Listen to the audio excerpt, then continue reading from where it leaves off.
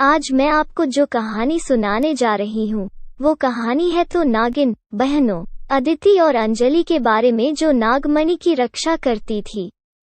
एक दफा एक दुश्मन नाग ने वो नागमणि चुरा ली और अंजलि को भी जख्मी कर दिया। देखिए कैसे अदिति उस नागमणि को वापस ले आती है और अपनी बहन का बदला भी लेती है। दीदी और अंजलि दो नागिन बहनें नागमणि की रक्षा करती थी। कई लोगों ने वो नागमणि चुराने की कोशिश की, लेकिन वो नाकाम हो गए। अदिति बहुत नादान थी, वो बहुत जल्दी दूसरों पर भरोसा कर लेती थी। अंजलि ने उसको बहुत समझाया कि किसी पर भरोसा नहीं करना चाहिए। एक दिन अदिति जंगल में से गुजर रही होती है तो उसे एक आदमी दिखाई देता है जो कि जमीन पर पड़ा हुआ था।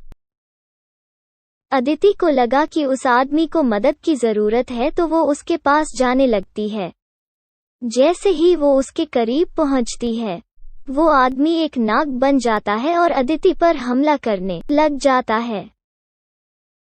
तभी अदिति की बहन अंजलि वहां आ जाती है। वो उस नाव पर वार करती है और उसे भगा देती है।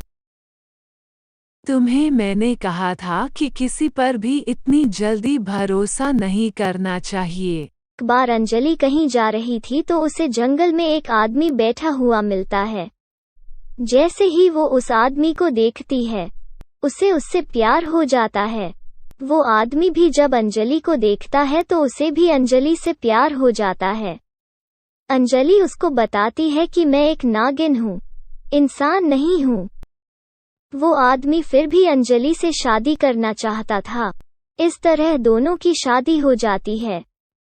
वो आदमी इंसान नहीं था बल्कि एक नाग था जो कि नागमणि चुराना चाहता था। एक दिन वो दोनों बैठे होते हैं। मैंने नागमणि के बारे में बहुत सुना है लेकिन उसे कभी देखा नहीं है। क्या तुम मुझे नागमणि दिखा सकती हो? इसमें कौन सी ऐसी बात है, मैं तुम्हें अभी नागमणि दिखा देती हूँ। आरव उससे नागमणि छीन लेता है और नाक बंद कर उस पर हमला कर देता है। अंजलि बेहोश हो जाती है। जब अदिति को इस बारे में पता चलता है तो उसको बहुत गुस्सा आता है। वो उस दुष्ट नाव से बदला लेने और नागमणि वापस लेकर आने का फैसला करती है क्योंकि उस नागमणि के अलावा उसकी बहन ठीक नहीं हो सकती थी। अदिति दुष्ट लोगों की नागिन हो जैसे कपड़े पहन लेती है और वहां चली जाती है। जब वो वहां पहुंचती है तो वो देखती है कि वो नाग और नागिन नागमणि मिलने पर खुश हो रहे हैं और जश्न मना रहे हैं। अदिति कुछ दिन वहां रहकर उन नावों पर नजर रखती है और अब जब दीदी को देखता है तो उसे अदिति से प्यार हो जाता है। वो दीदी को पहचान नहीं पाता।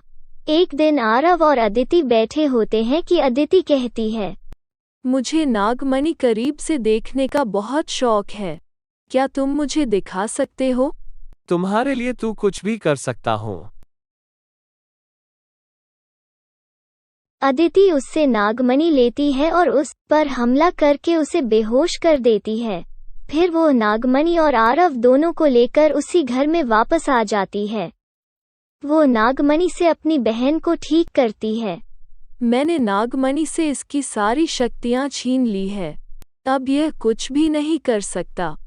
फिर आरव अंजलि से माफी मांगता है और उसके साथ जिंदगी भर रहने का वादा भी करता है। फिर अंजलि और अदिति भी उसे माफ कर देती हैं।